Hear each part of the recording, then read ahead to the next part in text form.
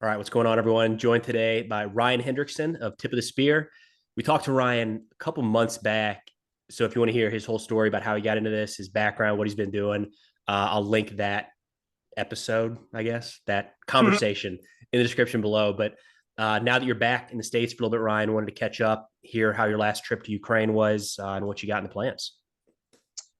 Yeah, no, it's awesome to be back, and it's definitely awesome to be back on with you, man. Everyone loves what you're doing. It's awesome. That's nice to Um, say. yeah, so getting back, it's been fast and furious. I got back Christmas Day, which was very surprising. I was kind of like, man, pilots don't take Christmas off. I'm like, it's crazy. But yeah, I got back Christmas Day through all those storms and everything that was happening. And then just been going crazy, like with personal stuff that I was telling you about, but fundraising's been a big one. And so far, yeah, it's we've been able to bring in 38 CHEA handheld devices or CHEA detectors to bring over with us. But yeah, it just kind of seems like we're a new NGO, so I'm getting home and I'm actually starting to get a battle rhythm going. Mm-hmm. But yeah, it's a lot of work on the backside. It's kind of like now I see why people have, the secretary and the guys that do all the ordering and everything like that. I'm just going crazy trying to get ready for this April trip. And it's like, wow, I'm literally like a month and a week out from leaving again. And it's like, holy crap, this is coming quick. Thought I had some time at home. It's opened my eyes. Like I've not really had any involvement to anywhere near your extent with nonprofits, but like you're the social media aspect, getting the attention, involved with the donations, fundraising, buying the equipment, setting up the travel, and then when you're actually downrange, you're hands on. Yeah. I don't know when you have a chance to take a break, but yeah, man, you need some team members. Yeah, no, I definitely we're going to be expanding. We've so Tip the Spear landmine removal. It's we got invited to Myanmar or Burma, whatever you want to call it. Oh wow. Angol, um, different places in Southeast Asia, just to help out with the demining effort over there because a lot of influence has been taken off of some of these other some of these other critically mined areas around the world with Ukraine. Sure. And which is going to happen. That's that's kind of how it goes. It's Ukraine. It's probably going to be, once the dust settles, it's probably going to be the most mined country in the world. And there's a lot of I guess kind of influence, and there's the spotlight is on Ukraine right now. So that's opening up a lot of doors for me. So we're going to start branching out because Tip Spear landmine removal is international, focused in Ukraine right now. But we are international. And so I want to start getting in some of these other relationship building demining missions around the world. And that way we can start spreading our influence. Well, when you spread influence, you need people. So so yeah, it's gonna be some more trips to DC to kind of say, hey, don't forget there is an American demining company, nonprofit. So quit branching out all over the world and look here in America first. Did you just following you on social? It looked like you linked up with someone in Ukraine. There's a guy that you're working with or training closely with. Is that right? Yeah, quite a few. So Okay. DSNS, the emergency services in Ukraine, that's now who I am linking up with. And so like this last mission over there, we I fell underneath DSNS, not really a subcontractor because they're not paying anything. I volunteered, but it was really weird because they don't have any foreigners. They don't allow them.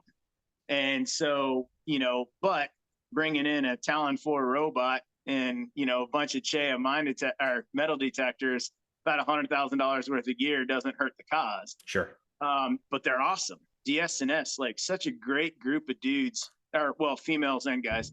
And and they're emergency response demining. So like people ask me, they say, yeah, you do humanitarian demining. It's like, well, not really. It's emergency response demining in support of humanitarian operations. So I What's don't the demine. what's the difference there? So emergency response, humanitarian, you have the IMAS regulation, and then you also have, the percentile. So if a humanitarian organization says this area has been clear, then there's a percentage that, they within 98% of the area that we cleared, we can guarantee you 98% of the munitions are out of the ground. I don't know exactly how it works. I have my opinions on IMAS and also how lucrative humanitarian demining is, because who's going to come out and be like, I don't Yeah. really think you're working at full capacity, and they're like, well, we're pulling mines out of the ground. You want to do it? No, we're good. You know, um, but I do see, without getting myself in trouble with millions of YouTube viewers, I do see holes in the humanitarian demining um, world when it comes to post conflict. And also, you can't actually humanitarian demine an area until the conflict's over. Okay, gotcha. Once you've cleared an area, regardless if there's troops there or not, you have to re-clear it again, because you don't know if there was indirect that hit in that area and didn't explode. So are there UXOs there? Any numbers of things. Emergency response demining is like a 911 number, and it literally is. Civilians have a phone number they can call, same as most countries around the world that has been a part of conflict. You have a number you can call to report a UXO, landmine, boot trap, whatever it is. And so, emergency response demining, that's the reason why it's with the emergency services, whether it's the fire department or the police department. In Ukraine, they have their deminers, the DS&S deminers, which, again, they have 2 or 3 schoolhouses. I know of 2, but just super, like, it's absolutely amazing working with them. I love it. It's fun. And we get to go a lot of the areas that it's too dangerous for people to go into, like parts of Kherson that we were in. They're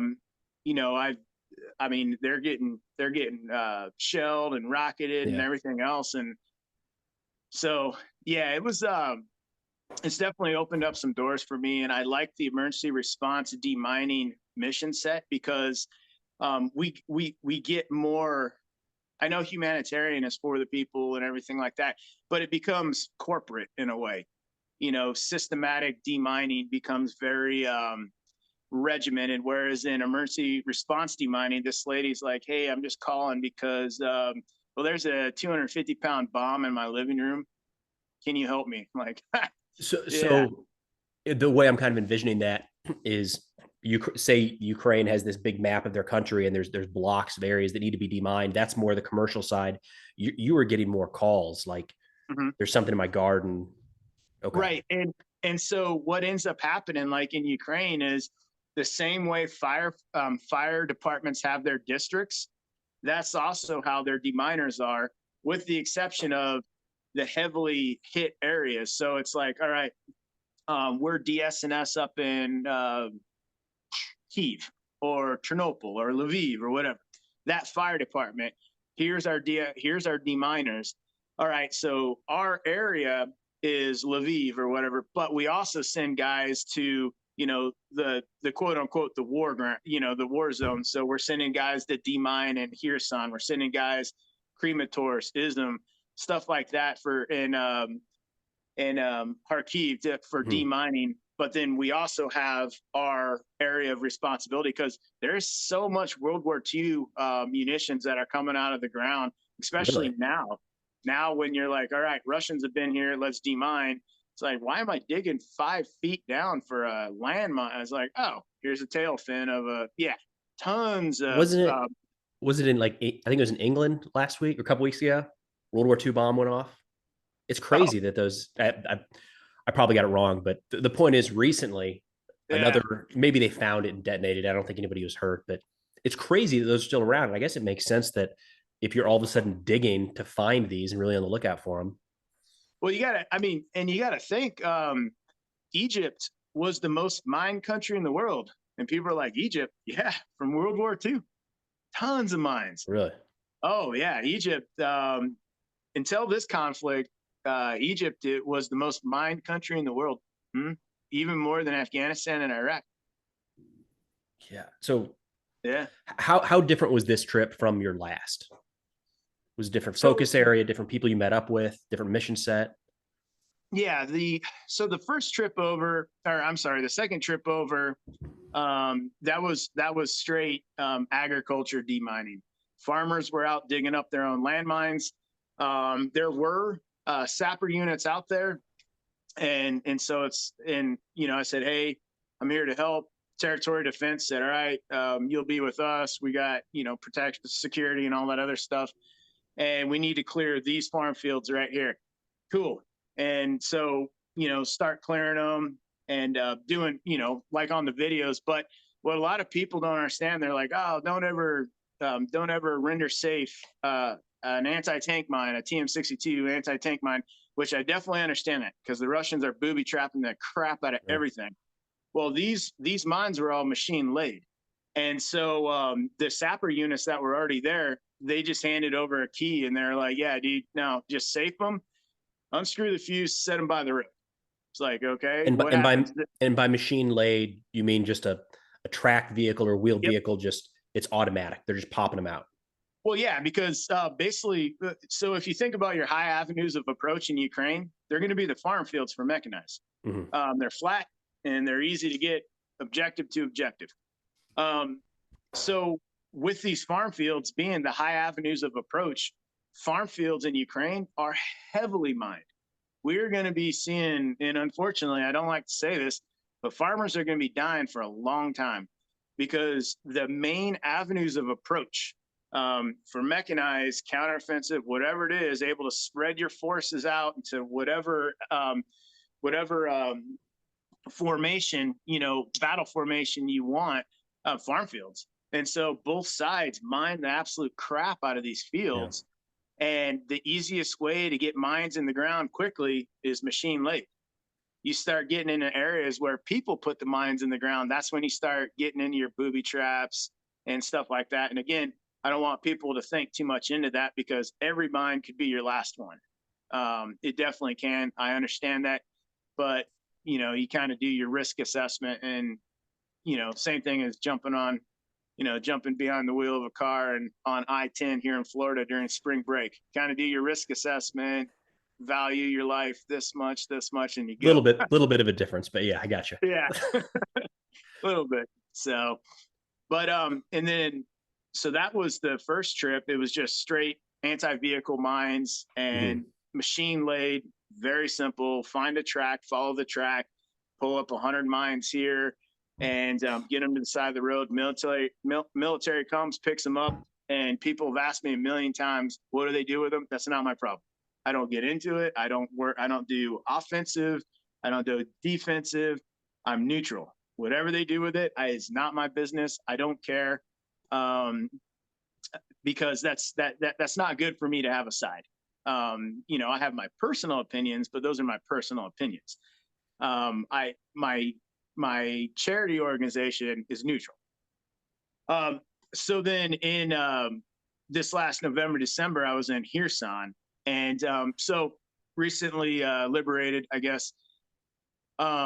Russians plenty of time to create a Rob Zombie House of Horrors all through the area there, and booby traps, anti-tamper device, anti-lift device. I mean, you name it, it's in here, son. Cluster munitions, sub munitions, anti-person, almost 99% plastic, anti-tank, anti-personnel mines. I mean, UXOs for days, and World War II remains. It's just, I mean, Kherson has it all, the same as Kharkiv. So last time we talked, you said that you had learned from the masters, the Taliban, Mhm. in terms of laying IEDs. And you weren't making fun of, I shouldn't say that, but you're saying the Russian, or even if they were Ukrainian laid, whatever it might be, none of them compared in the complexity to what you would see in Afghanistan. Mhm. Has that changed? Are you starting to see, especially these booby traps? It's not changed. Okay. The Taliban, actually, I'm not. I think ISIS is probably the most deadly when it Mm. comes to what they're putting in the ground and the sophistication or the imagination of it. But Okay. an improvised explosive device, still what the Russians are using now. Yes, they are finding some IEDs in Kharkiv, but I can almost guarantee you can trace that back to either Syrians that are fighting on the side of the Wagner group or Chechens or something like that, and they're very effective. But the improvised explosive devices deployed. My experience is Afghanistan, but I've also heard about what they were using in Iraq. It's just it you don't know what you're going to get a hold of. You have no idea. And so while you have your military grade landmine with a military anti-tampering grade anti-tamper device, anti-lift device, all these things, like people are saying, the Russians are just now booby trapping. No. Go back to every war they fought and they booby trap mines and munitions and bodies and everything like that. This is Russian doctrine. This is not new.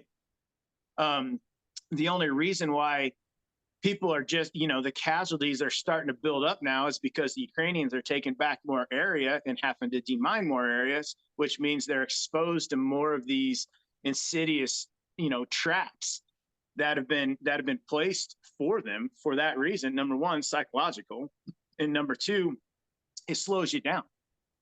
Yeah. And if I can slow you down, then I'm good to go.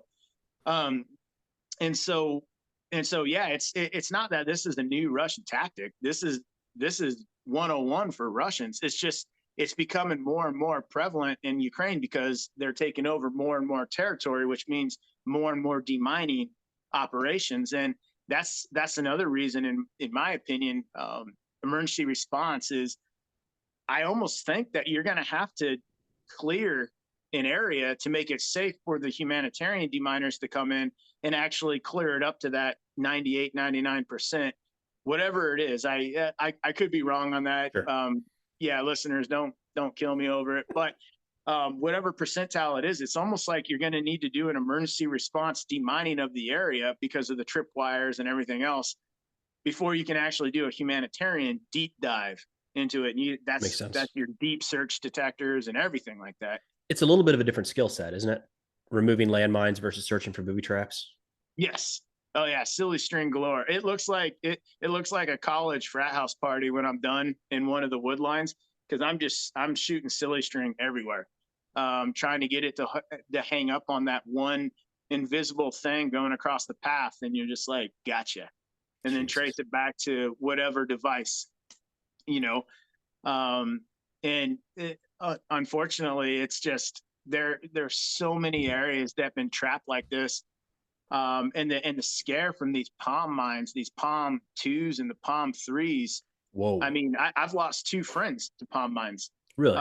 Yeah, Victor, he Jesus. was in September, and then a DSNS guy, he was in November, and yeah, it's just like, Those are the ones that kick out tripwires, right? And then is that what I'm so the thinking of? palm two does, yeah, it'll Okay. it'll shoot out 4 tripwires 10 meters out, and really any seismic activity is going to set that thing off. And the three is seismic, and it's just like, what do you do with them? Well, I mean, you shoot them with a slug is really it. But did you really safe the munition? Nope. It's like those PFN ones. Is there a way to properly disarm them? Maybe, but I'm not going to figure it out. Point Yeah. zero 0.05 pounds of pressure to set that thing off? Nope. You're just going to scoop it up with a little plastic shovel, dump it in a container of diesel fluid and or fuel, and once you got enough of it, set it on fire. not Really? that, That's the not move? yeah, not that listeners, please don't, no recreational landmine removal. I already been accused of glorifying landmine removal, making it look fun and easy, so people will just go out there and do it for YouTube likes and stuff like that. And I'm like, To be fair, don't. To be fair, Yeah, you do make it look easy, so I yeah. understand where that's coming from. So Please, no recreational landmine removal for followers on Instagram. Please don't do that, guys. what's in the plans for this trip? You said you're heading back in just a few weeks now, right? April. April. So Okay. yeah, about a month and a week. So this trip, this is going to be a good foundation trip for the organization.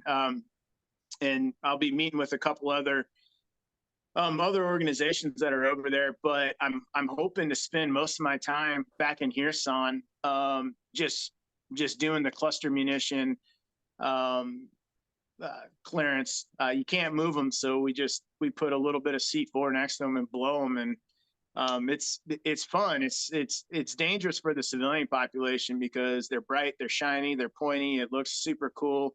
I want to pick it up, put it in my pocket. And the problem with cluster munitions, people ask, well, why are there so many of them? Well, so these 3B30s that they were dropping in the area that I was at, they have, so Russians will usually drop them over a mechanized unit. And the ones that hit their intended target, yeah, they'll destroy vehicles. It's not this huge fireball, but it'll disable vehicles and you're not going anywhere. And then the ones that don't, basically the objective is to spread as many as you can out to hit as many vehicles as you can. And the ones that they don't hit their intended targets and land into the ground or something like that, there's a 200-second self-destruct fuse on it. Well, I would say probably, and again, this is Ryan Hendrickson's estimate, not fact, but I would say probably 75 to 80% of them do not self-destruct as intended, which means that you have this sensitive item that's already gone through its life cycle, armed, dudded out, did not self-destruct, and we've seen a little bit of movement, just enough to kick that mercury switch over, or whatever kind of self-destruct switch, but that liquid switch over, and boom. Very dangerous. Well, Extremely dangerous. It's the challenge with cluster munitions at baseline. Like, even if they have a 98% success rate at disarming or self-destruct, like 2% of a cluster munition is a lot of munitions. It can kill a lot of people. Yep. So, yeah, I mean, 75% failure rate's pretty rough, but at baseline, it's tough munition. Again, that's Ryan Hendrickson's the official math. Yeah, but again, I mean, if they drop millions of them and there's only hundreds of thousands on the ground, maybe it's a lot lower.